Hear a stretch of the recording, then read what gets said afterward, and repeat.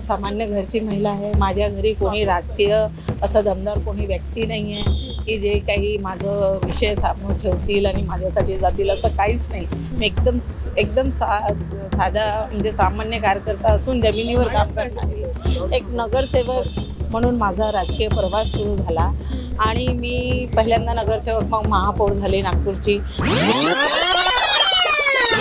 नमस्कार, आपण पाहत आहात मुंबई आउटलुक। मी अक्षता। खरं तर आज राज्यसभेसाठी भाजपकडून 4 नावं जी समोर आलेली आहेत त्यापैकी एक नाव म्हणजे माया इवनाते यांचं आहे। ताई, तुमचं खूप अभिनंदन, तुमचं नाव जाहीर झालं। त्यामुळं खरं तर ताई, तुम्ही अमरावतीतून येता, नागपूरमधून येता आणि तुमचं नाव आता जाहीर झालंय। भाजपने तुम्हाला एक मोठी संधी दिली आहे, काय सांगाल? आज मी भारतीय जनता पक्षातर्फे राज्यसभेचे फॉर्म सबमिट केलेला आहे।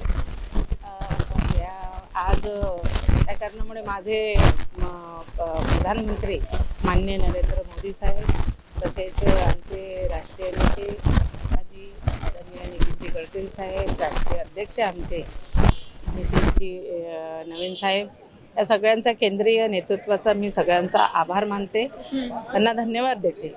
आणि ज्यांनी मला नगरसेवक ते राज्यसभेचे फॉर्म मी आज भरले, असे आपले राज्याचे माझे नेते मार्गदर्शक माननीय देवेंद्रजी फडणवीस साहेबांचा मनापासून आभार मानते, त्यांना धन्यवाद देते। राज्याचे आमचे अध्यक्ष रवींद्र पवार साहेब, बावनकुळे साहेब आणि आमचे पूर्ण खासदार, आमचे राज्याचे पूर्ण आमदार, सगळ्यांच्या भारतीय जनता पक्षाच्या सर्व कार्यकर्त्यांचे ज्यांनी मला इथपर्यंत आणण्याकरिता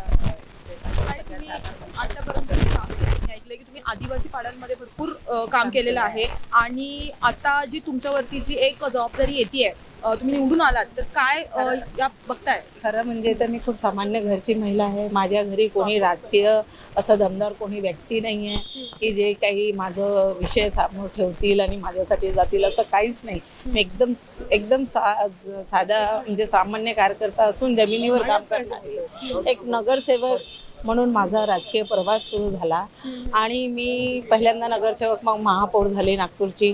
त्याच्यानंतर मी सामान्य गरीब सर्व लोकांचे कामं करायचा हाच माझ्या मनामध्ये उद्देश, सगळे गोरगरीब लोकांना कसं न्याय मिळवून देता येईल। त्यानंतर मला राष्ट्रीय अनुसूचित जनजाती आयोग दिल्लीमध्ये पाठवलं। त्या 3 वर्षाचा मला खूप चांगला अनुभव राहिला आणि तिची संधी मला मी घेऊन सगळे माझ्या आदिवासी समाजांच्या महाराष्ट्रातच नाही तर संपूर्ण देशामध्ये जिथे जिथे आदिवासी लोक राहतात तिथे मी दौरा केले।